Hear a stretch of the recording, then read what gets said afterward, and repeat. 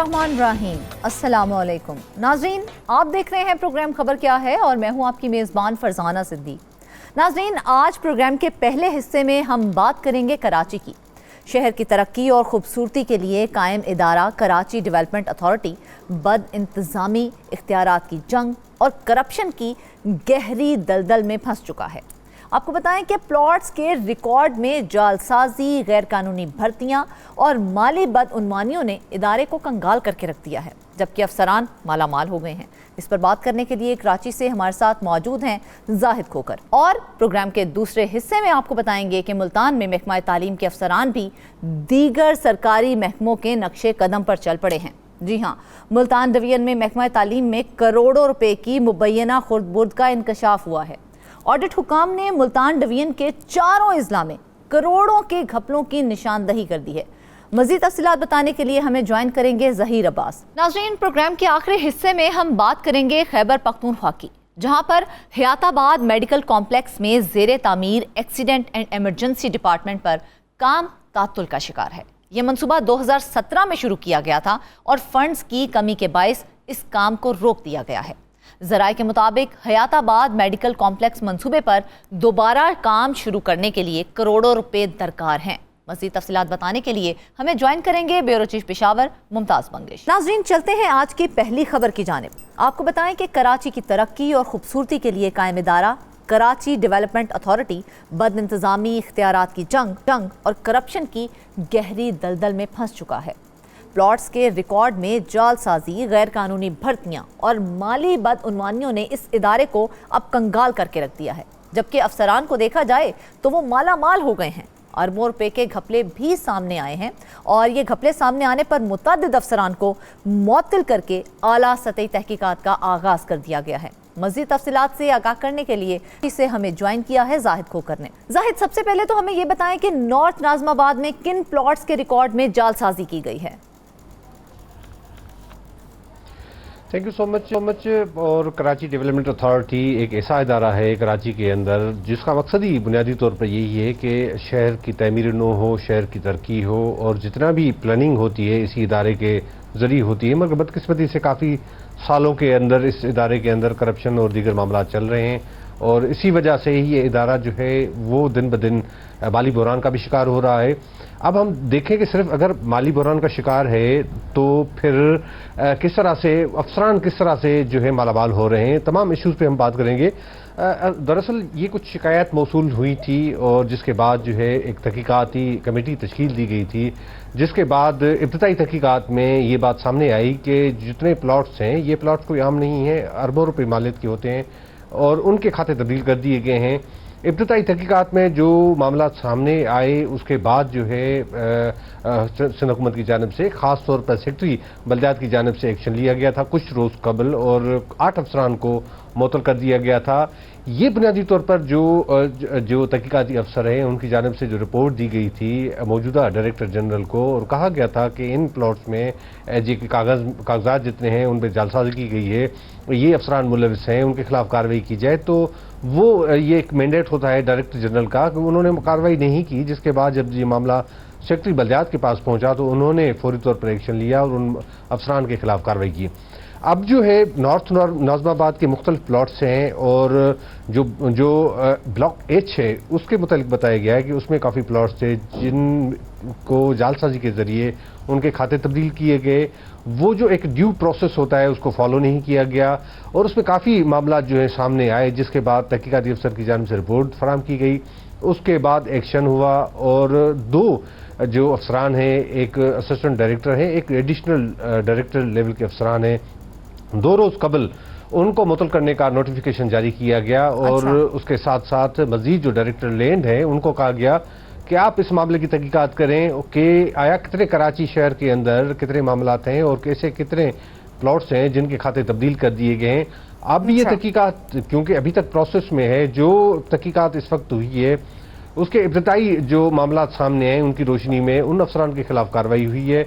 कुछ रोज कबल भी इसी तरह से 8 अफसरान हैं, उनको मुतल किया गया था। वो उनकी भी जो फाइंडिंग्स आई थी, ये तहकीकात मुकम्मल नहीं हुई है। उस वक्त भी तहकीकाती अफसर की जानिब से इब्तदाई जो तहकीकात है वो रिपोर्ट फराम की गई थी जो उनकी अथॉरिटीज़ हैं उनको, कि अब ये तहकीकात में इन अफसरान ने जो गड़बड़ की है, जालसाजी की है, उनके खिलाफ कार्रवाई होनी चाहिए।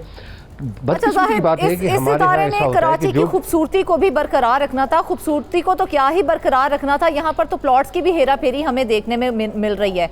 तो तकरीबन कितने प्लॉट्स हैं जिनमें हेरा फेरी की गई है और जालसाजी की गई है? इस वक्त जितने जो इब्तदाई तहकीकात है, इसमें दर्जनों ऐसे प्लॉट्स हैं कि जिनमें हेरा फेरी के शवाहिद मिले हैं और हेरा फेरी की गई है बड़े पैमाने पर। ये ऐसे प्लॉट्स हैं कि जो अरबों रुपए मालियत के होते हैं और उसके बाद उन अफसरान के खिलाफ कार्रवाई हमें नजर आई है। हालांकि उन अफसरान को बचाने की भरपूर कोशिश की गई। अब ये जो तहकीकात की गई है, इन तहकीकात का आगाज किन बुनियादों पर किया गया? क्या अवाम की जानिब से भी इसमें जो शिकायत शामिल हैं? जी बिल्कुल, ये असल में अवाम की जानिब से मुख्तलिफ शिकायत मौसूल हुई थी, जिसके बाद ये है तहकीकात शुरू की गई थी। डायरेक्टर लैंड मैनेजमेंट हैं चांडियों की जानिब से, वो तहकीकाती अफसर हैं इस मामले में। पहले भी उन्होंने एक तहकीकाती रिपोर्ट फराम की थी जिसकी रोशनी में उन 8 अफसरान के खिलाफ कार्रवाई की गई थी। इस वक्त भी जो 2 अहम अफसरान हैं उनके खिलाफ कार्रवाई की गई है, उनकी रिपोर्ट की रोशनी में ही की है। उनमें फाइंडिंग्स ये है कि जो अफसरान हैं उन्होंने ड्यू प्रोसेस फॉलो नहीं किया। ये का ट्रांसफ़र जो किए गए थे डॉक्यूमेंट्स और भी जितने भी शवाहिद हैं उसमें उसके साथ शामिल किए गए थे, उनको जो मौसूल हुए थे, उसके बाद जो है इसकी रिपोर्ट की रोशनी में इनके खिलाफ कार्रवाई की गई और जालसाजी इन पर साबित हुई और उसके बाद ये एक्शन किया गया। अच्छा, अब मैं आपको बताऊं बड़े पैमाने पर माली बेज़ाब्तियां की गई हैं, क्या सिंध हुकूमत की जानिब से भी केडीए की माली बेज़ाब्तियों पर कोई जामे तहकीकात करवाई जा रही हैं? देखें, सिंध हुकूमत की जानिब से अब कुछ रोज़ कबल एक मामला सामने आया था जो पब्लिक अकाउंट्स कमेटी है सिंध हुकूमत की, और उसमें भी जो इनके जो नुमाइंदे केडीए के पेश हुए थे उसमें भी काफ़ी चीज़ें ऐसी सामने आई थी जिसमें सिर्फ बताया गया था कि 667 मिलियन रुपए 500 पेंशनर्स को बोगस अदा किए जा रहे हैं। मतलब आप तसव्वुर करें कि उसके साथ और भी जो मामलात हैं वो बताए थे, और ये बताया गया है कि 2.21 बिलियन फंड्स जो हैं वो रिलीज़ किए गए हैं रिटायर्ड मुलाजमीन को देने के लिए, और दूसरा है कि 200 मिलियन रुपए जो है वो दुकानों और दीगर की मद में ये किराया वसूल होता है इदारे को। दूसरी बात यह है कि जो कुछ महीने कबल भी डीजी नैब की जानिब से भी एक मीटिंग रखी गई थी कराची के बिल्डर्स के साथ, और उसमें तो काफ़ी मामला सामने आए थे। तो उसमें भी ज़मीनों के खातों की हेराफेरी के मामला भी सामने आए थे, और उसमें बताया गया था जो चेयरमैन नैब की जानिब से कि तकरीबन 300 मिलियन रुपए का नुकसान हुआ है। कोई 7,500 एकड़ ज़मीन जो है उसके खाते तब्दील किए गए। खाते किसने तब्दील किए, और इदारों के भी जो अफसरान हैं उनकी मिली भगत तो बताई गई थी, मगर उसके साथ साथ केडीए के भी अफसरान की मिली भगत बताई थी। तो ये इतना मामला थे। कुछ अर्सा पहले ये भी मैं आपको बता दूं कि जिस तरह से अब ये है कि हम बात करते हैं कि इदारा तो कंगाल है, उसके जो फंड सिंध हुकूमत से लेते हैं तो करप्शन किस तरह से करते हैं। इदारा तो कंगाल है ही जाहिर, लेकिन इख्तियारात की जंग भी देखने में आ रही है। इख्तियारात की जंग के बायस जो है इदारा सख्त मुतासिर हो रहा है, इसमें कितनी सदाकत है? बिल्कुल, इसमें बिल्कुल सदा कर रहे हैं कि काफ़ी अरसे से सिर्फ एक कराची डेवलपमेंट अथॉरिटी की बात नहीं है, ना कोई सिंध बिल्डिंग कंट्रोल अथॉरिटी की बात है। ये है कि हमारे यहाँ देखने में यही आता है कि ज़ाहिरी तौर पर जो चेहरे होते हैं जिनको चलाने के लिए और होते हैं, मगर उसके पीछे पसे पर्दा कुछ और लोग होते हैं जो इदारे को चलाते हैं। बिल्कुल ऐसे ही है, पसे पर्दा बहुत से ऐसे लोग होते हैं जो कुछ चला रहे होते हैं। एक इदारा बनाया जाता है शहर की खूबसूरती के लिए, लेकिन देखा जाए वो खुद ही बद इंतजामी का शिकार होता है। लेकिन अगर इसी तरह से इदारे बद इंतजामी का शिकार रहे तो किस तरह से शहर को खूबसूरत बनाया जाएगा, ये हमें सोचना पड़ेगा। वापस आएंगे ब्रेक के बाद।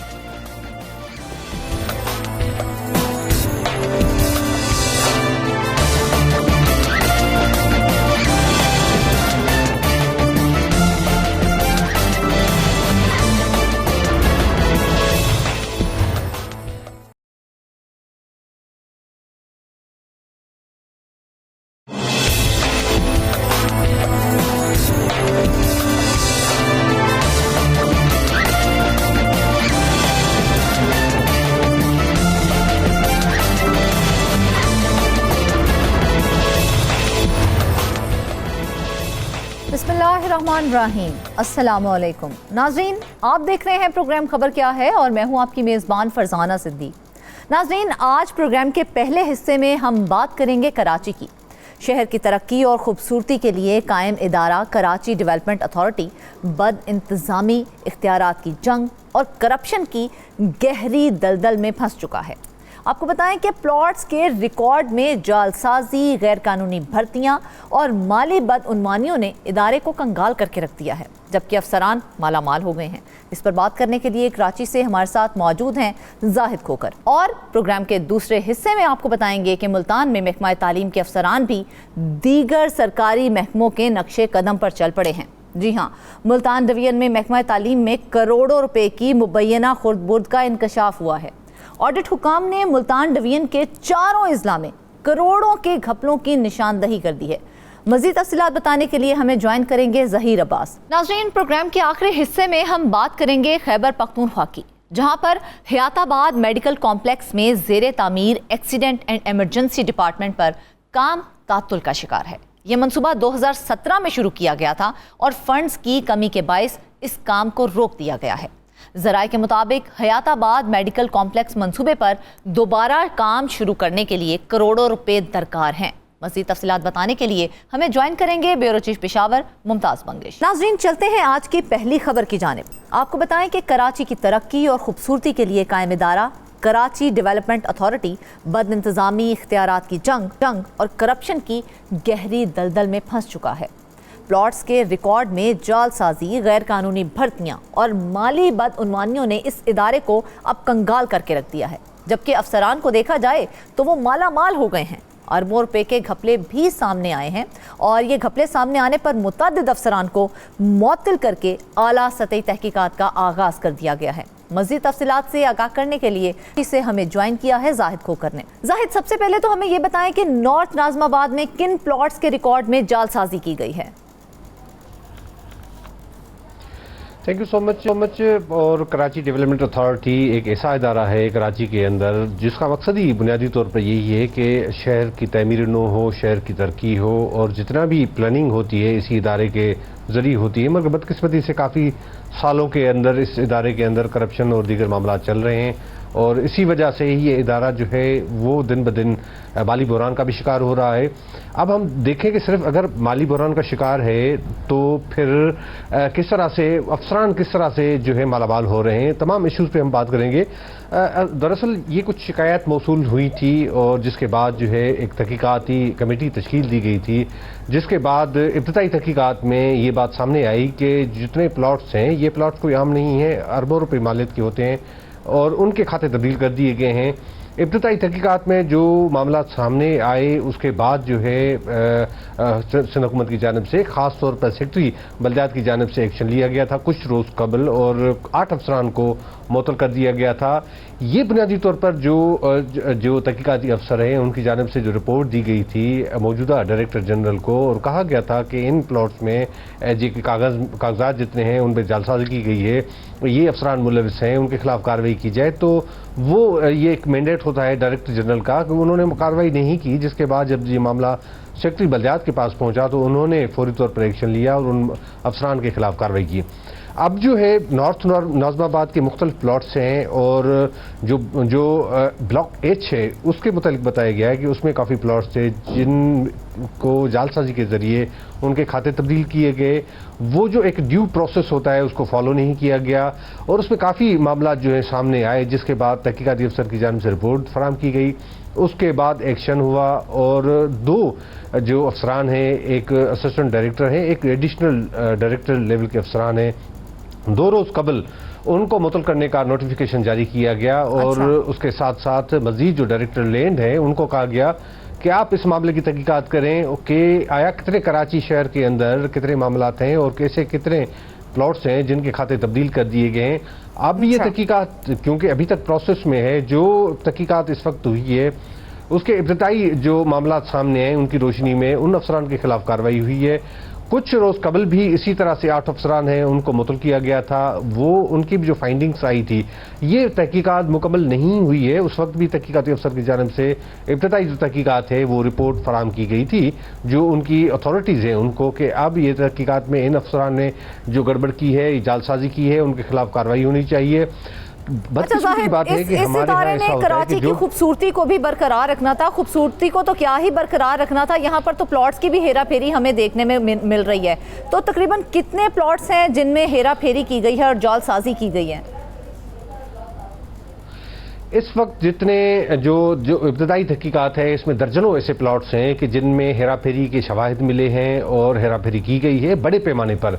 ये ऐसे प्लॉट्स हैं कि जो अरबों रुपए मालियत के होते हैं और उसके बाद उन अफसरान के खिलाफ कार्रवाई हमें नजर आई है। हालांकि उन अफसरान को बचाने की भरपूर कोशिश की गई। अच्छा, अब ये है कि ये पाकिस्तान का वाहिद इदारा है जिसको जो मनसूबाबंदी और शहर की खूबसूरती के मकसद के लिए कायम किया गया था।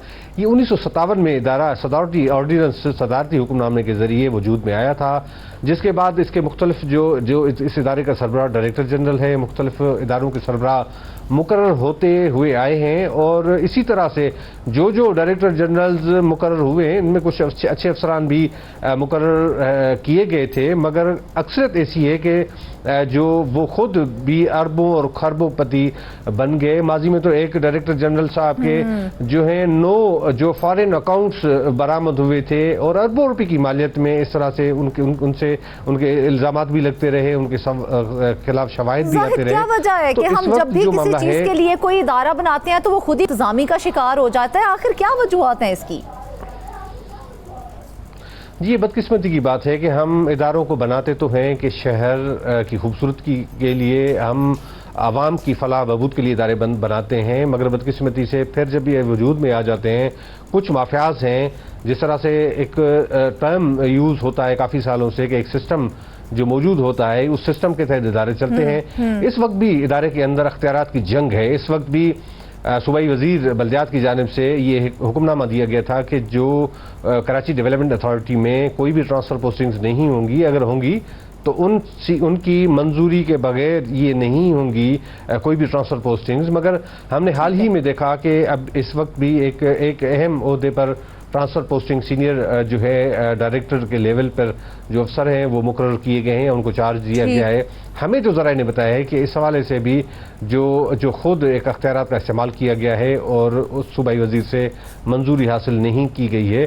तो ये मामलात भी होते हैं। जिस तरह से मैंने शुरू में आपको बताया कि ये रिपोर्ट जो फराहम की गई थी इब्तदाई तौर पर, जिसमें इब्तदाई सिर्फ तहकीकात में होशरुबा इंकशाफात सामने आए थे, मगर उसके बावजूद भी जो मौजूदा इदारे के सरबराह हैं उनकी जानिब से कोई एक्शन नहीं लिया गया था, जिसके बाद सेक्रेटरी बल्दियात की जानिब से इस हवाले से एक्शन लिया गया। बदकिस्मती की बात है कि हम इदारे इसी मकसद के लिए बनाते हैं कि शहर की खूबसूरती करेंगे, और इससे पहले जो कराची के अंदर जो है वो जाहिर सी बात है जाहिद, अगर खूबसूरती को बरकरार रखना है तो उन्हें इस हवाले से ग्रांट भी मिलती होगी। तो हर माह कितनी ग्रांट वसूल करता है ये इदारा, और ये रकम जाती कहाँ पर है, कहाँ खर्च की जाती है? देखिए, बदकिस्मती की बात है कि इदारे ऐसे हैं जो खुद ये ऐसे इदारे हैं जो खुद कमाते भी हैं, वो कमाना चाहिए, और ये इदारे जो हैं हुकूमतों को या दीगर इदारों को भी चलाने की कैपेसिटी रखते हैं। इसमें इतनी कैपेसिटी है कराची डेवलपमेंट अथॉरिटी में कि वो इतने टैक्स कलेक्शन और दीगर मामलात इनके पास हैं कि वो जो है खुद तो मालामाल हो सकते हैं इदारे के सूरत में, मगर शहर के और इदारों की भी मदद कर सकते हैं। मगर बदकिस्मती से हम कह रहे हैं कि कराची के अंदर कराची डेवलपमेंट अथॉरिटी काफ़ी सालों से जो इस तरह बदतरीन बहरान का शिकार है, बदतरीन बद इंतज़ामी का शिकार है, कि जिसकी वजह से हर महीने हर माह जो है 40 करोड़ रुपए सिंध हुकूमत से ये ग्रांट लेता है, सिर्फ तनख्वाहों की मद में, कि मुलाजमीन को तनख्वाहें ये जारी करता है।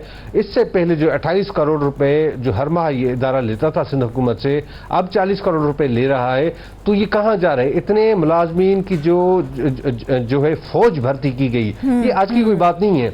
ये जब से इदारा बना है बदकिस्मती से कि वहाँ पे इदारों में लोगों की फौज भर्ती की गई जो शायद हमें कभी ड्यूटी करते हुए भी नजर नहीं आए।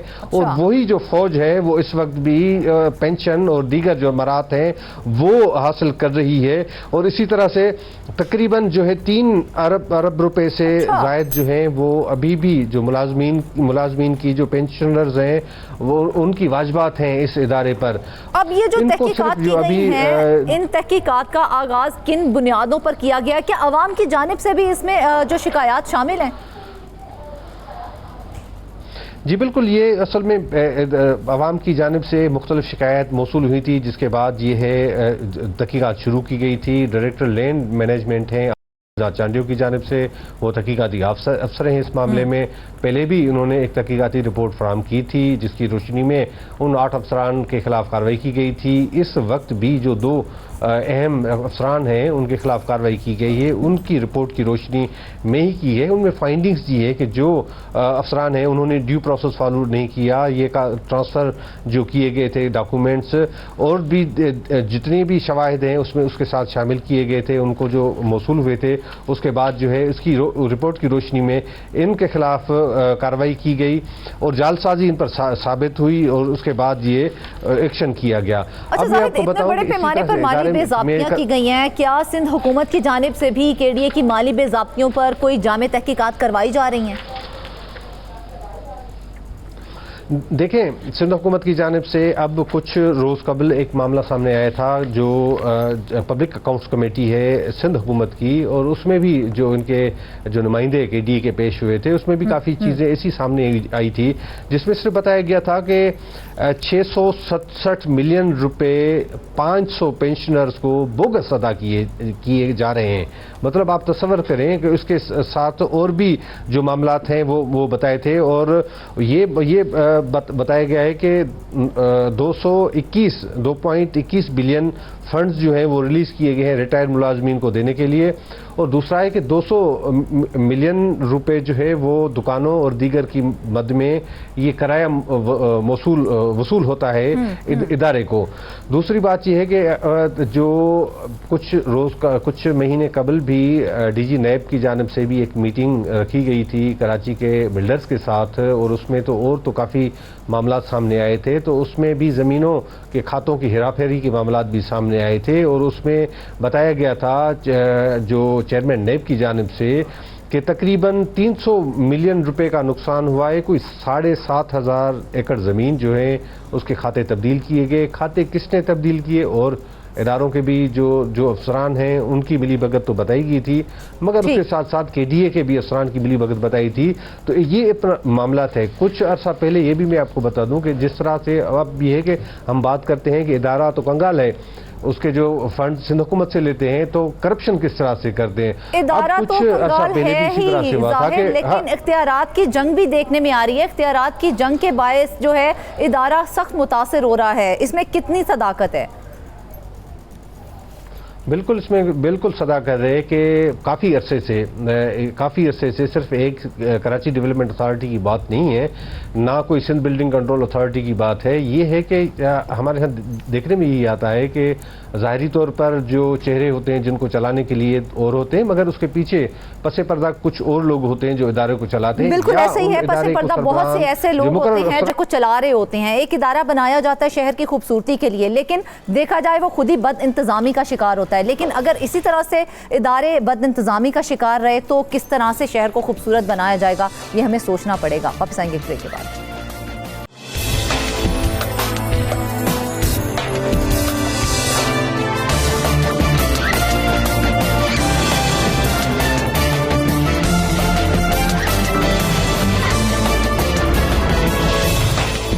वेलकम बैक नाज़रीन। अब आपको बताएं कि मुल्तान में महकमा तालीम के अफसरान भी दीगर सरकारी महकमों के नक्शे कदम पर चल पड़े हैं। मुल्तान डिवीजन में महकमा तालीम में करोड़ों रुपए की मुबैना खुर्द-बुर्द का इंकशाफ हुआ है, जबकि ऑडिट हुकाम ने मुल्तान डिवीजन के 4 अजला में करोड़ों रुपए के घपलों की निशानदही भी कर दी है।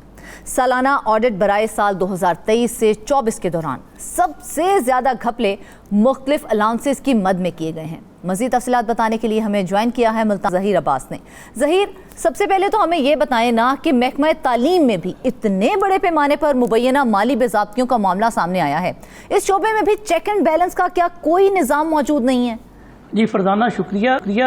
बात यह है कि हमारे जितने भी सरकारी महकमे हैं वहाँ पर चेक एंड बैलेंस का निज़ाम ना होने के बराबर है। महकमा तालीम भी चूँकि सरकारी महकमा है तो इसका हाल भी दीगर महकमों की तरह यहाँ पर भी कोई पूछने वाला नहीं है। होता क्या है कि जो सरबराह होते हैं वो अपनी सीट पक्की करने के लिए जो चहीते अफसरान होते हैं उनकी उन्हें हमायत दरकार होती है, तो यही वजह है कि वो उनकी मुबैना करप्शन पर, माली बेदाब्तियों पर आंखें बंद किए रखते हैं। हालांकि उन्हें पता होता है कि उनके नीचे कौन कौन सा अफसर जो है वो करप्ट प्रैक्टिस में मुलव्वस है, लेकिन कुछ उनकी अपनी मजबूरियां होती हैं, सीट पर रहने का शौक होता है, कुछ सियासी असर और सूख बीच में आड़े आ जाता है। यही वजह है कि महकमा तालीम के अफसरान जो हैं उन पर भी माली बेदाब्तियों के इल्जामात आए रोज सामने आते हैं। अभी जो ऑडिटर जनरल ऑफ पाकिस्तान की 2023-24 की रिपोर्ट है उसमें मुल्तान डिवीजन में महकमा तालीम के अफसरान पर 56 करोड़ रुपए से जायद की माली बेदाब्तियों की निशानदेही की गई है। इसमें अगर बात की जाए व्याड़ी जिला की, तो व्याड़ी में महकमा तालीम के अफसरान ने कौमी खजाने को मजमूई तौर पर 7 करोड़ रुपए से जायद का नुकसान पहुंचाया। इसी तरह बात की जाए खानेवाल की, तो खानेवाल में महकमा तालीम के अफसरान ने 15 करोड़ 82 लाख रुपए की रकम पर मुबैना तौर पर हाथ साफ किए, जिससे कौमी खजाने को 15 करोड़ रुपए से जायद का नुकसान उठाना पड़ा। इसी तरह बात की जाए लोधरा जिले की, तो वहां पर भी महकमा तालीम के अफसरान ने बहती गंगा में हाथ धोए और मजमूई तौर पर 9 करोड़ रुपए से जायद की माली बेज़ाब्तियां की हैं। इसी तरह अगर मुल्तान की बात की जाए तो मुल्तान में भी महकमा तालीम के जो मुख्तलिफ दफातर हैं, मुख्तलिफ जो अफसरान हैं, वहां पर 25 करोड़ पैसे जायद की माली बेज़ाब्तियों की निशानदेही की गई है ऑडिटर जनरल ऑफ पाकिस्तान की तरफ से। अब ये जो ऑडिट रिपोर्ट हमारे पास मौजूद है, इसमें सबसे ज्यादा अगर माली बेज़ाब्तियों की बात की जाए तो वो मुख्तलिफ अलाउंसेस की मद में की गई हैं। 17 करोड़ पैसे जायद जो हैं वो मुख्तलिफ अलाउंसेस की मद में गाए बगाए जो सरकारी मुलाजमीन है, महकमा तालीम के अफसरान और मुलाजमीन है, वो कौमी खजाने से निकलवाते रहे, अपनी जेबों में भरते रहे हैं। अच्छा ज़हीर, आपने तो हमें अच्छी खासी करोड़ों के अंदर जो है वो रकम बता दी है जिसमें मुबैना माली बेज़ाब्तियां की गई हैं। मुल्तान डिवीजन के हिसाब से देखा जाए तो अच्छी खासी माली बेज़ाब्ती इसमें सामने आई है। कितने अफसरान इसमें मुलव्विस पाए गए हैं अगर हम सिर्फ मुल्तान डिवीजन की बात करें तो? अगर मुल्तान डिवीजन की बात करें तो अब इसमें एक जो स्ट्रक्चर है महकमा तालीम का वो इस तरह का है कि डिस्ट्रिक्ट एजुकेशन अथॉरिटी, उसकी जिम्मेदारी होती है कि वो तमाम तर मामलात को देखती है। तो मुल्तान डिवीजन में 4 अजला हैं, तो 4 डिस्ट्रिक्ट एजुकेशन अथॉरिटीज हैं। फिर उसके नीचे जो है वो हर जिले में एक डिस्ट्रिक्ट एजुकेशन ऑफिसर होता है। उसके साथ साथ मर्दाना और जनाना अलग-अलग जो है वो 2 अफसरान होते हैं। तहसील लेवल की बात की जाए तो तहसील लेवल पे भी अफसरान मौजूद होते हैं। तो मुख्तलिफ दफातर जो ये बनते हैं एक एजुकेशन अथॉरिटी के नीचे, वो कमो बेश एक जिले में जो है वो 10 से 12 जो है वो दफातर बनते हैं। इसके साथ साथ अगर बात की जाए सरकारी स्कूलों की, तो सरकारी स्कूलों के जो मुख्तलिफ फंड होते हैं उसमें भी ये माली बेज़ाब्तियां सामने आई हैं।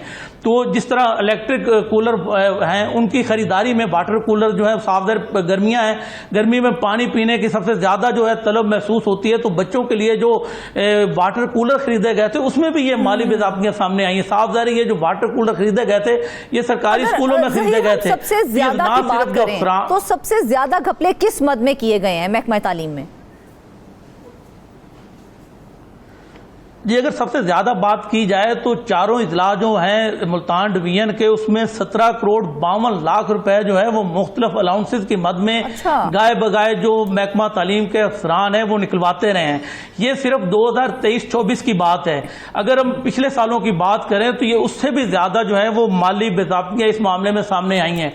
होता क्या है कि एक इंस्पेक्शन अलाउंस होता है, कन्वेंस अलाउंस होता है, दीगर अलाउंसेस होते हैं, तो ये आसान हदफ होता है। कोई भी सरकारी जो अफसर है, जिस तरह महकमा तालीम के मुख्तलिफ अफसरान है, तो ये कन्वेंस अलाउंस के नाम पर, TADA के नाम पर, इसी तरह जो इंस्पेक्शन अलाउंस है उसके नाम पर गाए बगाए पैसे निकलवाते रहते हैं। क्योंकि बिल पास, ये इंस्पेक्शन अलाउंस क्या होता है और इंस्पेक्शन अलाउंस की मद में कितनी रकम खुर्द-बुर्द की गई है?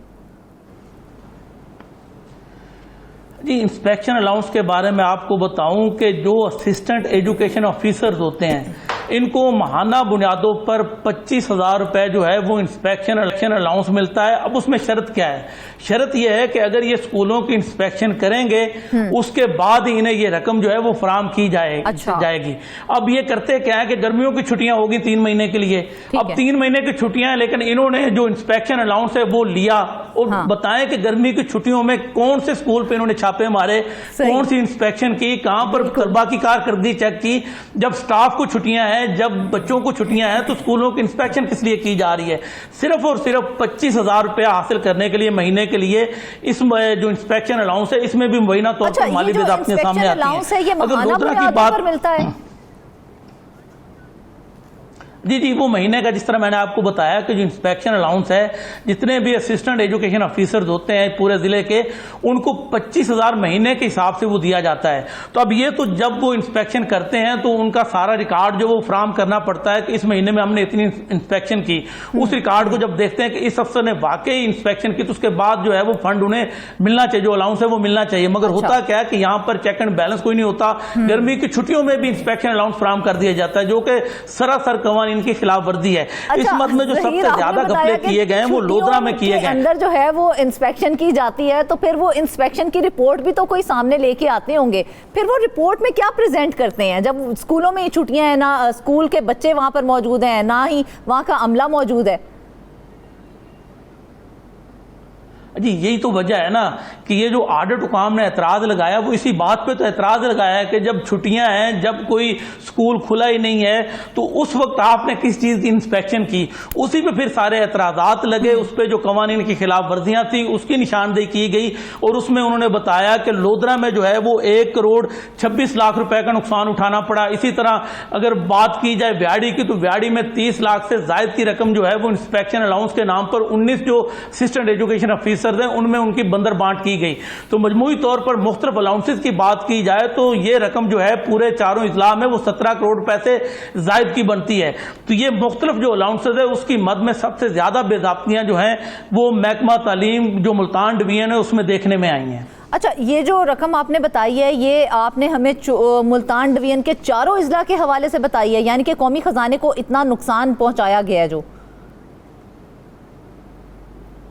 जी, अगर हम बात करें जिला वाइज तो उसमें आप देखें कि जो व्याड़ी जिला है, व्याड़ी जिला में जो सबसे ज्यादा यानी कि खुर्द-बुर्द की गई है वो मुख्तलिफ अलाउंसेस की मद में की गई। कितनी की गई है? 4.5 करोड़ की रकम। अच्छा। अब 4.5 करोड़ की रकम पर जो है वो व्याड़ी में हाथ साफ किया गया। मुख्तलिफ जो अलाउंसेस हैं, कन्वेंस अलाउंस हो गया, दीगर अलाउंसेस हैं। इस तरह का खानेवाल की बात की जाए तो खानेवाल में सबसे ज्यादा जो है वो खुर्द-बुर्द इसी अलाउंस के नाम पे हुई, क्योंकि ये आसान हदफ होता है, आसानी से आप बिल पास करवा लेते हैं। जहां से आपने बिल पास करवाना उन्हें भी 4 पैसे दे दिए, अपनी मर्जी के जो है वो जितने दिनों के आपने वो बिल दे दिए उतने दिनों की आपको रिकवरी जो है, जो आपको फंड है वो फराम कर दिए जाते हैं। तो अगर खानेवाल की बात की जाए तो खानेवाल में सबसे ज्यादा 9 करोड़ 10 लाख रुपए का टीका जो है वो अलाउंसेस की मद में कौमी खजाने को लगाया गया है। इस तरह अगर बात की जाए लोधरा की, तो लोधरा में भी मुख्तलिफ अलाउंसेस की मद में 66 लाख रुपए का कौमी खजाने को नुकसान पहुंचाया गया है। मुल्तान की बात की जाए तो मुल्तान में भी 2 करोड़ रुपए से जायद के जो है वो मुख्तलिफ अलाउंस वो अफसरान ने जो है वो बंदर बांट की है। मजमूई तौर पर जो मुल्तान डिवीजन के चारों इजला हैं, उसमें तो करप्शन कर ली। हमारी इत्तलात के मुताबिक तो ये भी बात सामने आई है कि सरकारी स्कूलों से सोलर पैनल भी चोरी किए गए हैं। तो अगर उस चोरी का हम हिसाब किताब लगाएं तो कितना नुकसान पहुंचाया गया इस हवाले से?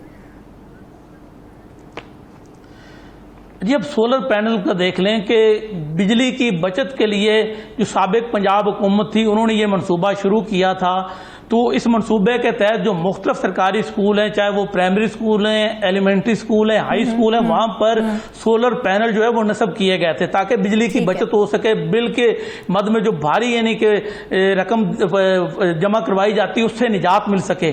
मगर हुआ क्या, उल्टा नुकसान हो गया कि करोड़ों रुपए की वो सोलर प्लेटें, सोलर पैनल लगाए गए, वही चोरी कर लिए गए। अब मुल्तान डिवीजन की अगर बात की जाए तो चारों इजला में जो सोलर पैनल और उसके जो मुख्तलिफ सामान होता है जो चोरी चोरी हुआ उससे 7 करोड़ 86 लाख रुपए सिर्फ 2023-24 में उसको नुकसान पहुंचाया गया है। पहले की अगर बात की जाए तो पिछले जो साल था, माली साल 2022-23, उसमें भी 6 करोड़ से जायद के जो सोलर पैनल्स हैं वो चोरी किए गए थे। अब अगर बात की जाए मुख्तलिफ इतला की, तो उसमें जो सोलर पैनल चोरी किए गए व्याड़ी में वो 1 करोड़ 76 लाख रुपए का नुकसान पहुंचाया गया। ये जो सोलर पैनल थे ये मुख्तलिफ प्राइमरी और एलिमेंट्री स्कूल जो हैं वहां से चोरी हुए थे। और 2022-23 की अगर बात की जाए तो उस वक्त भी 31 लाख रुपए के सोलर पैनल जो हैं वो व्याड़ी जिले से चोरी हुए थे मुख्तलिफ स्कूलों से। इसी तरह खानेवाल की बात की जाए तो खानेवाल में भी हवाले से बात आपने जिक्र किया था इलेक्ट्रिक वाटर कूलर्स का भी, तो उसकी खरीदारी में भी आपने बताया कि संगीन किस्म की माली बेज़ाब्तियां सामने आई हैं। क्या माली बेज़ाब्तियां और कितने % जो है वो उसमें बेज़ाब्तियां सामने आई हैं? अब आप देखें कि जो भी खरीदारी की जाती है कवानीन के मुताबिक उसकी जो टेक्निकल कमेटी होती है उससे उसकी अप्रूवल लेनी होती है। अगर टेक्निकल कमेटी उसकी अप्रूवल नहीं देती तो आप वो खरीदारी कर ही नहीं सकते। अब इसमें जो पंजाब हुकूमत है उसकी जो टेक्निकल कमेटी थे उससे इजाज़त लेना ज़रूरी था। अब इन्होंने क्या किया कि उनकी इजाज़त के बगैर ही मुख्तलिफ स्कूलों के लिए जो इलेक्ट्रिक वाटर कूलर हैं उनकी खरीदारी कर ली। उसमें इन्होंने किया क्या कि अपने चहेते ठेकेदारों को नवाजने के लिए उन्होंने तमाम तर खरीदारी जो कवानीन के बरक्स की। उसमें हुआ क्या कि 50 लाख रुपए से जायद का नुकसान जो है वो मुल्तान जिला में उठाना पड़ा। इसी तरह अगर बात की जाए दीगर इजला की तो लोधरा में भी 10 लाख रुपए से जायद की रकम पर जो इलेक्ट्रिक वाटर कूलर हैं उनकी खरीदारी की मद में कौमी खजाने को नुकसान पहुंचाया गया। जो मुल्तान में ये मामला सामने आया तो जो सीओ एजुकेशन थे उन्होंने इस पर इंक्वायरी कमेटी तश्कील दी। इंक्वायरी कमेटी को 15 रोज के अंदर जो है वो रिपोर्ट फराहम करने की हिदायत की गई। अब इस मामले को भी साल के करीब होने वाला है लेकिन अभी तक उस इंक्वायरी कमेटी की फाइंडिंग जो है वो सामने नहीं आ सकी। अब ऐसी इंक्वायरी कमेटी का फायदा ही क्या कि जो इंक्वायरी कमेटी जो है अपनी फाइंडिंग जो है वो अपने जो नतायज हैं वही सामने ना लेके आ सके। तो ये मामला जो है वाटर कूलर की खरीदारी में मुबैना बेज़ाब्ती का ये ठप्पो को होकर रह गया। इस तरह अगर बात की जाए मुख्तलिफ जो माली बेज़ाब्तियां सामने जो भी खरीदारी की जाती है हर किस्म की खरीदारी के अंदर खुर्द-बुर्द भी की जाती है और माली बेज़ाब्तियां भी सामने आती हैं। जी बात यह है ना कि आप देखिए कि महकमा तालीम के अफसरान जो हैं अगर एक अफसर की तनख्वाह 2 लाख रुपए है मगर उसकी आप जो शाना जिंदगी देखें उसका लाइफस्टाइल देखें तो वो 2 लाख से मैच ही नहीं करता। अब इसकी वजह क्या है? वजह यही है कि वो इस तरह के जो माली मामला सामने आते हैं करप्शन के जो मामला सामने आते हैं साफ ज़ाहिर कहीं ना कहीं उनका वो हाथ होता है, कहीं ना कहीं से उन्हें फायदा हो रहा होता है। अब ठेकेदारों को नवाजने का तरीकाकार क्या है? तरीकाकार ये है कि आप वो कंपटीशन ही नहीं करते अपने मखसूस ठेकेदारों को। आप हर चीज स्टेशनरी अगर फर्ज करो खरीदनी है तो स्टेशनरी की खरीदारी के लिए आपको पता है कि ये 2-4 ठेकेदार हैं। अगर हमने शुजाबाद में स्टेशनरी खरीदनी है सरकारी स्कूलों के लिए तो हमारा ये मखसूस ठेकेदार है। अगर हमने जलालपुर पीरवाला में खरीदनी है तो हमारे ये 2-3 ठेकेदार मखसूस है, इन्हीं से ही हमने खरीदनी है। अब जब आप मखसूस ठेकेदारों को नवा देंगे तो साफ ज़रूर उनसे आप कमीशन इश्तिहार वगैरह शाया नहीं किया जाता है। जी इसमें बड़ी दिलचस्प बात है। इस हवाले से हमारे जो ज़राए हैं महकमा तालीम के अंदर उन्होंने बड़े हैरान कुन इंकशाफात किए हैं कि डम्मी जो अखबारात हैं जो कहीं प्रिंट ही नहीं होते उसमें ये इश्तिहारात दिए जाते हैं। हुकाम बाला जब इंक्वायरी हेल्ड करते हैं तो उस इंक्वायरी में वो जो कटिंग है वो पेश कर दी जाती है। देखिए जी हमने तो अखबार में इश्तिहार दिया था, हालांकि उन अखबारात की कोई वेबसाइट नहीं होती, उनका कोई बैकअप नहीं होता, कहीं से आपको वो अखबार नहीं मिलता, किसी स्टॉल से नहीं मिलता, ना इवन के उस अखबार के जो ऊपर माल खान के नाम लिखे जाते हैं जो डमी पेपर होते हैं उनका अगर वो नंबर भी आप ट्राई करें तो नंबर भी बंद मिलता है। तो ऐसे डमी अखबारात में इश्तिहार दिए जाते हैं ताकि जो कवानीन पेपरा रूल्स हैं उनको फॉलो करने का ड्रामा जो है वो रचाया जा सके। ये तमाम तर मामला है जिसकी वजह से ठेकेदारों को इस तरह की इंक्वायरी की जाए तो उनकी पकड़ ना हो सके। जी जी बिल्कुल इसी तरह है कि वो पेपर वर्क पूरा रखते हैं लेकिन जब भी ऑडिट होता है तो ऑडिट हुकाम जब इस तरह का रिकॉर्ड उनसे मांगते हैं तो उसमें ऐसे अखबारात का नाम आ जाता है जो जिंदगी में उन्होंने सुने नहीं होते, जिस पर वो इंक्वायरी बढ़ाते हैं। तमाम तर रिकॉर्ड उसको तहवील में लिया जाता है, उस रिकॉर्ड की जांच पड़ताल की जाती है तो पता चलता है कि ये तो अखबार सिरे से कहीं से छपता ही नहीं है, डम्मी अखबार है सिर्फ और सिर्फ ठेकेदार। फिर जब वो देखते हैं कि ठेकेदार मखसूस ठेकेदारों को ये सारे ठेके दिए जा रहे हैं तो उस पर भी सवाल उठाते हैं। जब उसके इन ठेके के डॉक्यूमेंट्स वगैरह जो है वो जो बिड का सारा प्रोसेस होता है वो सारे डॉक्यूमेंट्स लेते हैं, तो डॉक्यूमेंट्स में भी मखसूस ठेकेदारों को जो है वो टेंडर अलाट किए जाते हैं, तो उससे भी ये सारा मामला सामने आ जाता है कि ये सारी जो है गेम मखसूस ठेकेदारों को नवाजने के लिए, अपना कमीशन पक्का करने के लिए खेली जा रही है। बिल्कुल ऐसे ही है। ज़हीर, एक और चीज़ ज़रा उसकी भी डिटेल्स हमारे साथ शेयर कर दें कि ऑडिटर जनरल ऑफ पाकिस्तान की जानिब से कुछ सिफारिशात पेश की गई थी, उन पर किस हद तक अमल दरामद हुआ है, ये बता दें हमें। जी, आपको पहले तो पिछले साल की सिफारिशात के हवाले से बताता हूँ। जी जी। 2022-23 में जो ऑडिट हुआ था उसमें 9 करोड़ की रकम का जो है वो कहा गया कि इसकी आप रिकवरी करें। अब वो 9 करोड़ की रिकवरी करनी थी। अब दिलचस्प बात यह है कि रिकवरी हुई मगर अच्छा। वो कौमी खजाने में जमा नहीं हुई। अब कानून क्या कहता है कि अगर किसी को आपने किसी फंड की मद में यही तो मैं आपको बताने लगा हूं कि 9 करोड़ की रकम जो है वो अफसरान ने अपनी जेब में वो डाली, अपने जो जाती अकाउंट हैं उनमें वो रकम जो है वो ट्रांसफ़र की। कवानीन के मुताबिक जो सरकारी अकाउंट होता है उसमें आपने रिकवरी की जो रकम है वो जमा करवानी होती है। तो मुल्तान में 6 करोड़ की रकम, लोधरा में 3 करोड़ की रकम जाती अकाउंट्स में जो अफसरान है उन्होंने वो डाली है और वो सारा फायदा जो है वो अपनी जात को दिया है। सरकार के खजाने में जो 9 करोड़ जमा करवाने थे वो करवा ही नहीं गए। अभी भी जो तो ज़हीर, उस पर किसी ने कोई सवाल नहीं उठाया, उनसे पूछताछ नहीं की गई कि आया ये रकम तो कौमी खजाने में जमा होनी थी, ये आपके अकाउंट्स में कैसे चली गई? उसी पर उन्होंने एतराज लगाया है कि ये रकम जो 9 करोड़ की थी ये तो हमने पहले जो ऑडिट किया था उसमें हमने ओवर पेमेंट्स का हवाला दिया था कि मुख्तलिफ अलाउंसेस की मद में ये ओवर पेमेंट जो है वो जो मुख्तलिफ अफसरान है, मुख्तलिफ असातिज़ा हैं उनको दी गई थी, उनके अकाउंट्स में पैसे जो हैं वो ट्रांसफ़र किए गए थे। तो उन्होंने कहा जिसने भी ओवर पेमेंट में जो मुलव्वस है उनसे तमाम तर रिकवरी की जाए। तो मुख्तलिफ अफसरान की एक लिस्ट मुरतब की गई थी, उसमें कुछ असातिज़ा भी थे, कुछ महकमा तलीम के जो इंतजामी दफातर हैं उनके अफसरान भी उसमें थे, मुलाजमीन में थे, क्लर्क तबका भी था। तो उनके जिम्मे जो 9 करोड़ की रकम थी उसकी रिकवरी जो है वो डिस्ट्रिक्ट एजुकेशन अथॉरिटी की जानब से की गई, मगर जो मखसूस अफसरान हैं उन्होंने सारी रकम जो अपने जाती अकाउंट्स में मंगवाई। जो सरकारी अकाउंट था उसमें 1 रुपया भी जो है जमा नहीं करवाया। इस पे ऑडिटर जनरल ऑफ पाकिस्तान ने इसकी भी निशानदेही की है और तमाम तर रिकवरी जो है उसको यकीनी बनाने की हिदायत की है। उसके बाद दोबारा से जो है इनको लेटर भेजे जाएंगे महकमा तलीम के अफसरान को, रिकवरी यकीनी बनाने के लिए हिदायत दी जाएंगी। अब देखना यह है कि पहले जो ऑडिट हुकाम की सिफारिशात थी उसको तो नजरअंदाज किया, अगर ये मामला पब्लिक अकाउंट्स कमेटी में जाता है वहां से कोई डायरेक्शन आती है उस पर अमल दरामद किया जाता है, ये नहीं किया जाता। इस पे आने वाला वक्त ही बताएगा। बिल्कुल, ये तो आने वाला वक्त ही बताएगा। ज़हीर, देखा जाए अगर ऑडिटर जनरल ऑफ पाकिस्तान की सिफारिशात पर भी अमल दरामद नहीं हो रहा तो फिर रिकवरी के लिए क्या सूरत हाल होगी और किस तरह से रिकवरी की जाएगी, हुकूमत को इस हवाले से सोचना चाहिए और ठोस इक़दाम करने चाहिए। नाज़रीन, वापस आएंगे एक ब्रेक के बाद।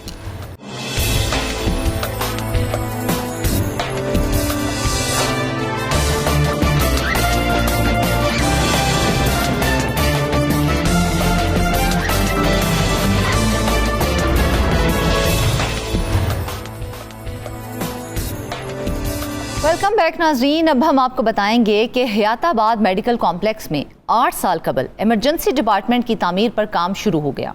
बिल्डिंग का ढांचा भी तैयार हो गया, मगर 2020 को मजीद काम रोक दिया गया। हयाताबाद मेडिकल कॉम्प्लेक्स में जदीद इमरजेंसी और ट्रॉमा डिपार्टमेंट मौजूद ना होने के बायस मरीजों को सख्त मुश्किलात का सामना करना पड़ रहा है।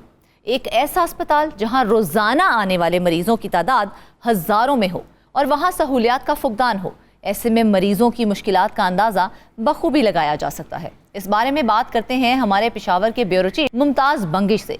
अच्छा बंगिश, हमें सबसे पहले तो ये बताइएगा ना कि ये मंसूबा कब शुरू हुआ, इस पर लागत का तखमीना क्या लगाया गया और ये क्यों बंद हो गया?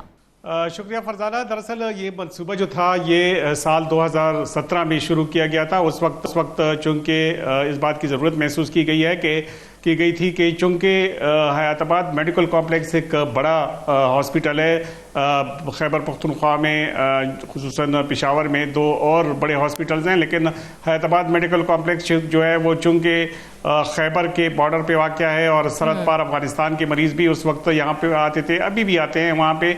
और इस वक्त जो शहरियों की बड़ी तादाद है वो भी इस अस्पताल में चूँकि आती है, तो इसलिए वहाँ ये ज़रूरत उस वक्त महसूस की गई थी कि यहाँ पे एक state of the art accident and emergency department हो, जहाँ पे ट्रामा और दीगर जो मरीज़ हैं कुदरती आफात और हादसात के जो मरीज हैं वहाँ पे जो आए तो उनको मुश्किलात का सामना ना हो।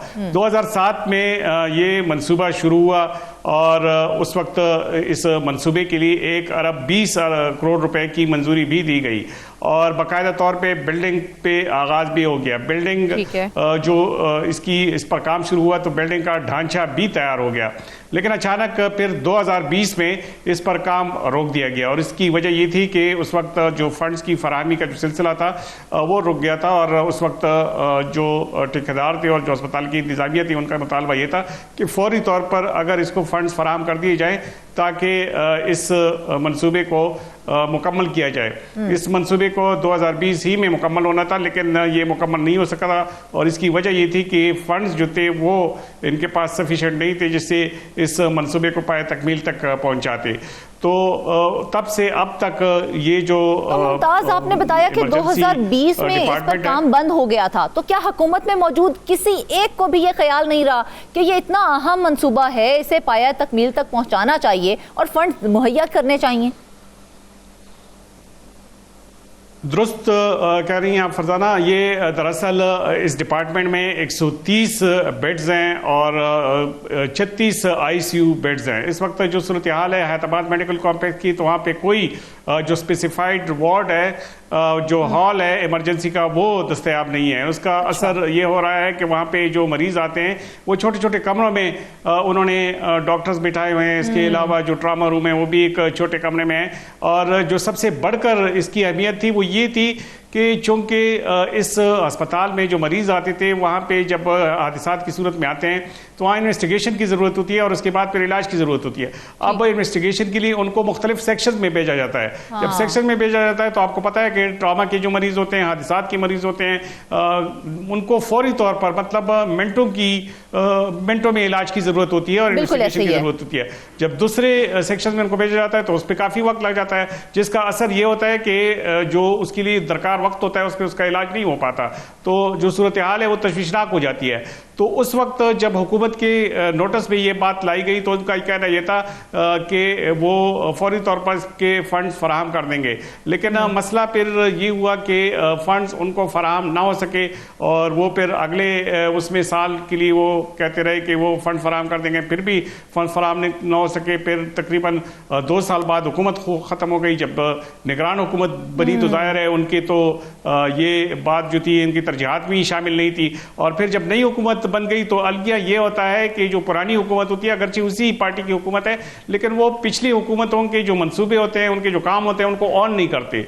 जब वो ऑन नहीं करते की बात है मुमताज, देखा जाए तो इमरजेंसी की सिचुएशन एक ऐसी सिचुएशन होती है कि सबको पता है कि मिनटों में जो है इलाज दरकार होता है। इस वक्त इमरजेंसी और जो वार्ड है, ट्रॉमा वार्ड जो है, उसकी क्या सूरत हाल है? हैदराबाद मेडिकल कॉम्प्लेक्स को देखा जाए तो ये एक बड़ा अस्पताल है, तो वहाँ इमरजेंसी के मरीजों को किस तरह से हैंडल करते हैं? इस वक्त जो है ये जो इस मंसूबे के जो काम शुरू किया गया था तो ये सोच के नहीं शुरू किया गया था कि मुस्तकबिल में क्या होगा। उस वक्त चूंकि इसकी जरूरत है, अभी अगर आज के दिन की मैं बात करूं तो इस वक्त रोजाना 3,500 मरीज जो हैं वो हैदराबाद मेडिकल कॉम्प्लेक्स में आते हैं और इसमें ज्यादातर वो मरीज होते हैं कि जिसको फौरी तौर पर इलाज की जरूरत होती है।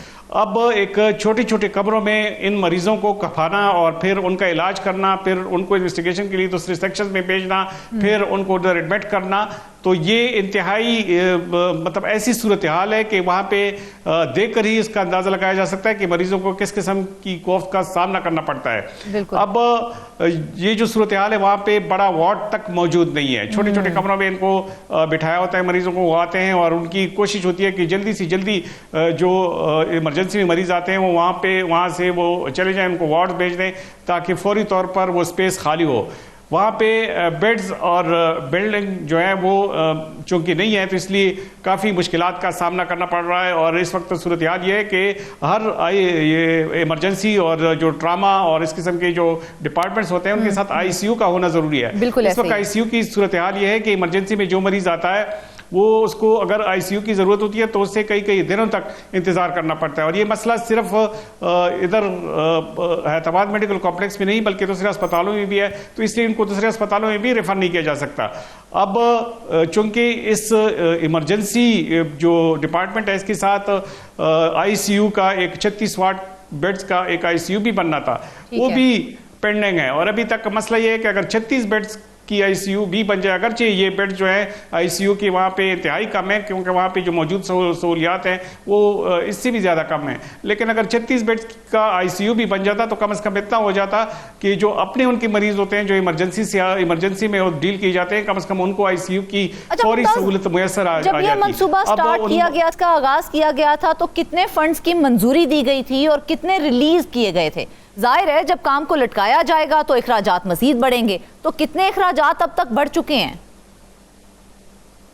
बिल्कुल, ये बड़ा अच्छा सवाल है। और इसमें यह है कि 1 अरब 20 करोड़ रुपए की मंजूरी दी गई थी, 1 अरब 20 करोड़ रुपए की उस वक्त मंजूरी दी गई थी। और जब काम शुरू हुआ तो उस पर तो काम जा रहा था, लेकिन उसमें मसला ये था कि बाद में जब फंड्स कम हो गए तो थोड़े से फंड्स की जरूरत थी, और इसको चलाने के लिए चूंकि इसका जो बिल्डिंग का जो ढांचा है वो मेन चीज है वो तो तैयार हो चुका है। हाँ, लेकिन अब उसमें मजीद काम के लिए अभी 60 करोड़ का तखमीना लगाया गया था, पिछले साल लगाया गया था। अच्छा। अब मजीद अगर ये काम कराना चाहे तो शायद ये जो लागत है इससे भी ज्यादा तजावज कर जाए और 60 करोड़ से भी ज्यादा इनको अभी दरकार हो। लेकिन फौरी तौर पर अगर 60 करोड़ रुपए इनको रिलीज कर दी जाए तो कम से कम ये होगा कि इस पर मजीद काम शुरू हो सकता है और किसी हद तक इस पर काम मुकम्मल भी किया जा सकता है। गो कि इसमें कई ऐसी चीजें हैं कि जदीद जो मशीनें हैं और इसके अलावा इसमें जो सहूलियात है उसकी फराहमी के लिए मजीद फंड्स की जरूरत फिर भी पड़ेगी। लेकिन अब 60 करोड़ मजीद इस पर खर्च करने की जरूरत है, और अगर ये मनसूबा इसी तरह लटका रहा तो मजीद फंड्स की भी जरूरत पड़ेगी। तो कहने का मकसद ये है कि ये डिले करने से 8 साल तक इसको लटकाए जाने से इस पे इतना फर्क पड़ा है और मजीद भी पड़ रहा है हर साल इसमें। ये तो जाहिर सी बात है कि उसकी लागत में इजाफा होगा, उसके फंड्स का तखमीना भी बढ़ जाएगा। तो मुमताज हमें ये भी बताएं कि पेशावर शहर में अगर देखा जाए तो 2 और बड़े अस्पताल भी हैं, क्या उनका भी यही हाल है?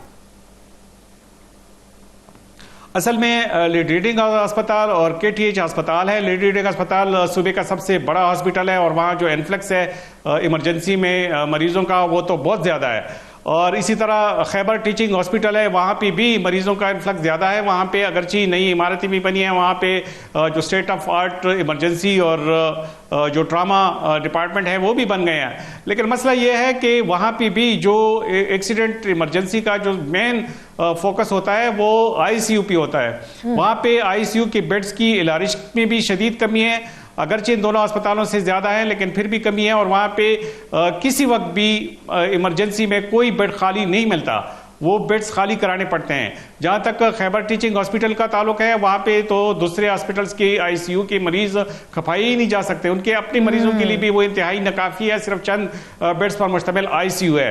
तो ख्याल ये किया जा रहा था कि जब हयाताबाद मेडिकल कॉम्प्लेक्स में ये ICU बनेगा तो इससे दीगर अस्पतालों को से भी जो ICU के मरीज हैं जो इमरजेंसी वार्ड में आते हैं उनको रेफर किया जाएगा। लेकिन अब मसला ये है कि ना तो ICU बना और ना इमरजेंसी और ट्रामा जो डिपार्टमेंट है वो हयाताबाद मेडिकल कॉम्प्लेक्स में बना। अब इसका असर ये हुआ कि रीडिंग अस्पताल के जो ICU के मरीज हैं उनको अपने जो मरीज हैं उनके लिए भी जो ICU की फैसिलिटी है वो नाकाफी है। और इसी तरह से जो खैबर टीचिंग हॉस्पिटल है वहाँ पे भी ICU की सहूलत इंतहाई महदूद है। अब जब लोग आते हैं तो उन्हें डॉक्टर्स ये कहते हैं कि आपके मरीज को ICU मिलने के 2 ऑप्शन हो सकते हैं। या तो ये ऑप्शन है कि अल्लाह ना करे ये जो ICU में मरीज पड़े हैं इसमें से कोई एक जो है उसकी डेथ हो जाए, और या कोई एक सेहतमंद होकर उसमें निकल जाए और बेड खाली हो जाए। तो ये दोनों सूरतें हैं वो तो इंतहाई मुश्किल होती हैं। जाहिर है ICU में वही मरीज होते हैं जो इंतहाई उनको निगाहदाश्त की ज़रूरत होती है, और उसमें जाहिर है जब डेथ हो जाती है तो वो बेड खाली हो जाता है और फिर जो प्रायोरिटी पे जो लोग होते हैं वो ICU में चले जाते हैं। लेकिन फरजाना इसमें एक और बात मैं आपको ये बताऊं जो तशवीश की बात है वो ये है कि ICU में अब मरीज को एडमिट कराने के लिए सिफारिश की जरूरत होती है। इसकी वजह यह है कि जो साहिब हैसियत लोग हैं उनके लिए जो निजी अस्पताल है उसमें भी चूंकि ICU की मरीजों की तादाद इंतहाई ज्यादा होती है और निजी अस्पतालों में भी पेशावर के ICU में बेड नहीं मिलता, तो इसलिए वो जो सिफारिश करवा लेते हैं उन्हें जल्दी बेड मिल जाता है। और जो आम मरीज होते हैं, जो गरीब मरीज होते हैं, जो दूर दराज के पूरे सूबे से आते हैं, क्योंकि सूबे में ICU की दीगर जिलों में जो ICU की सहूलत है वो तकरीबन ना होने के बराबर है, तो ऐसे मरीज जब आते हैं तो वो एडिया रगड़ रगड़ करके वहां पे मर जाते हैं। वजह तो ये नहीं बताते। बंगी साहब, इस सिचुएशन को देख के तो हमें लग रहा है कि ये मंसूबा जितनी जल्दी पाया तकमील तक पहुंचता उतना ही अच्छा होता, लेकिन देखा जाए आपने कहा कि बस थोड़े से फंड मजीद दरकार थे और इस मंसूबे को रोक दिया गया, तो वहां पर फंड्स जब नहीं दिए गए तो क्या उज़र पेश किया गया? अगर ये थोड़े से फंड उस वक्त दे दिए जाते, ये मंसूबा मुकम्मल हो जाता, तो आज बहुत से लोग जो है मसाइल से दो चार ना होते। उज़र ये पेश किया जा रहा है कि आपको याद होगा जब पिछली हुकूमत थी तो उस वक्त हुकूमत के खात्मे के वक्त ये मसला पेश आ गया था कि जो हमारे जो फाइनेंसेस हैं उसको जिस तरीके से हैंडल किया जा रहा था वो दुरुस्त नहीं था। अच्छा। और वो रोज़ाना की बुनियादों पे उसकी जो स्टोरीज हैं, उसकी जो कहानियां हैं वो भी सामने आ रही हैं। लेकिन उस वक्त जो अहम बात थी वो ये थी कि उस वक्त सरकारी मुलाजिमीन को तनख्वाहें देने के लिए कुछ नहीं था, चूंकि जो जिस तरीके से फाइनेंसेस को हैंडल किया जा रहा था वो तरीक़ाकार ठीक नहीं था, हालांकि सूबे के यही रिसोर्सेज थे। इस वक्त जो सूरत हाल है वो कदरे मुख्तलिफ है, न तो तनख्वाहों का मसला है और न फंडिंग का मसला है, बल्कि वज़ीर आला खुद ये कहते आ रहे हैं कि हमें किसी भी मंसूबे की शुरू करने के लिए फंड्स की कोई कमी का सामना करना नहीं पड़ रहा। लेकिन क्या वजह है कि इस मंसूबे को इतना लटकाया जा रहा है? फिर क्या वजह पेश की जा रही है कि इतना लंबा टाइम पीरियड गुजर गया है, अगर किसी चीज की कमी नहीं है, फंड्स का इशू नहीं आ रहा, तो फिर इस मंसूबे को पाया तकमील तक क्यों नहीं पहुंचाया जा रहा? वो वजह इसकी ये है कि इस मंसूबे को पुरानी हुकूमत का मंसूबा करार देकर इसको प्रायोरिटीज में शामिल ही नहीं किया जा रहा। अगर इसको प्रायोरिटी में शामिल किया जाता तो ये तो इतनी रकम नहीं है हुकूमत के लिए, 60 करोड़ रुपए रिलीज करना कोई बड़ी बात नहीं है। और लेकिन उनको कम से कम ये भी सोचना चाहिए कि आज अगर 60 करोड़ रुपए रिलीज नहीं हुए तो साल या 2 साल बाद ये रकम बढ़कर 1 अरब तक पहुंच जाएगी, 2 अरब तक पहुंच जाएगी, फिर उनके लिए ये रिलीज करना मुश्किल हो जाएगा। तो ये एक तो ये सूरत हाल है। दूसरी सूरत हाल ये है कि नए नए मंसूबे सेहत में भी बन रहे हैं, लेकिन इस मंसूबे की तरफ ये लोग तवज्जो नहीं दे रहे हैं। और इसकी जो एक और वजह वो ये भी है कि हुकूमत का ख्याल ये है कि चूंकि जो एमटीआई हॉस्पिटल्स हैं वो ऑटोनोमस बॉडीज हैं, वो खुद मुख्तार इदारे हैं, चाहिए कि वो अपने अखराजात से ये जो बिल्डिंग्स हैं और ये जो सहूलियात हैं इसमें वसअत दें और इसको मजीद तोसी देने के लिए अपनी वसाइल इस्तेमाल करें। लेकिन देखा जाए तो सेहत कार्ड के ऊपर भी इलाज तो तब होगा ना जब आपके पास वो फैसिलिटी मौजूद होगी, जहां जाके आपने इलाज करना है। जब वो जगह ही मौजूद नहीं होगी तो ऐसे सेहत कार्ड का हम क्या करेंगे? यही वजह है कि हुकूमत वो काम करती है कि जिसपे उनको पब्लिसिटी मिले और जिसपे वो ये शो कर सकते हैं कि ये इनका कोई फ्लैगशिप मंसूबा है या अपने दौर में उन्होंने ये मंसूबे शुरू किए हैं और ये मुकम्मल किए हैं। अब अगर ये मंसूबा मुकम्मल होता है तो जाहिर है इसका क्रेडिट तो पिछली हुकूमत को जाएगा, तो इसलिए उनकी तरजीहात में ये शामिल नहीं है। अब गरीब आवाम को इसका जो खमियाजा है वो भुगतना पड़ रहा है। अब किसको क्या इसकी परवाह है, क्योंकि जो सरकारी हॉस्पिटल्स हैं उनके जो इमरजेंसी डिपार्टमेंट्स में वो मरीज आते हैं जो गरीब मरीज होते हैं। जाहिर है जो दूसरे मरीज होते हैं वो तो निजी अस्पतालों में चले जाते हैं या फिर वो दूसरे शहरों का रुख कर देते हैं, पंजाब की तरफ चले जाते हैं, इस्लामाबाद चले जाते हैं। लेकिन जो आम मरीज हैं उनको तो यहीं पे इलाज करवाना होता है। अब चूंकि ये पुराने मंसूबे पूरे करना किसी भी हुकूमत की तरजीहात में शामिल नहीं होता, इसलिए इसी वजह से ये जो मंसूबा है ये भी तात्तुल का शिकार है और पिछले 8 साल से ये तात्तुल का शिकार है। और इस वक्त जो सूरत हाल है वो ये है कि बिल्डिंग मौजूद है और उस पर काम बंद है। वजह सिर्फ यह है कि फंड्स नहीं है। अब अगर फंड्स की वजह से सेहत के मंसूबे भी तात्तुल का शिकार होते रहे तो फिर तो अल्लाह ही हाफिज है। 2 ही चीज़ें हैं, एक सेहत है, एक तालीम है। सेहत और तालीम में जब हुकूमत की तरजीहात में ये चीज़ें शामिल ना हो और उसमें पॉलिटिकल और सियासी स्कोरिंग पर ही ये मंसूबे शुरू हों और पाए तकमील तक पहुँचाए जाएँ तो जाहिर है फिर लोगों के लिए मुकम्मल हो जाता है तो कितने फीसद वहाँ की जो लोग हैं, वहाँ की जो आबादी है, इससे मुस्तफीद हो सकेगी? सिर्फ जो हयाताबाद का इलाका है वो नहीं, सिर्फ खैबर का इलाका है जो पूरा डिस्ट्रिक्ट है वो नहीं, बल्कि आसपास इवन जो सरहद पार से जो मरीज आते हैं ये उसके लिए भी है। और इसके अलावा जो पेशावर शहर है जो 2 अस्पतालों पे बहुत ज्यादा पहुंच है, इस पर काफी सहूलत आएगी। ये एक स्टेट ऑफ आर्ट बिल्डिंग है और बड़ा अच्छा मंसूबा है और इसमें जो बेड्स की जो तादाद है वो 130 बेड्स हैं। 130 बेड जो हैं ये पेशावर के लिए बहुत बड़ा एक मंसूबा होगा। और ये यानी कि हम ये कह सकते हैं अगर ये मंसूबा पाया तकमील तक पहुंच जाता है तो बाकी दीगर जो हॉस्पिटल हैं उनका बर्डन भी कुछ कम हो जाएगा।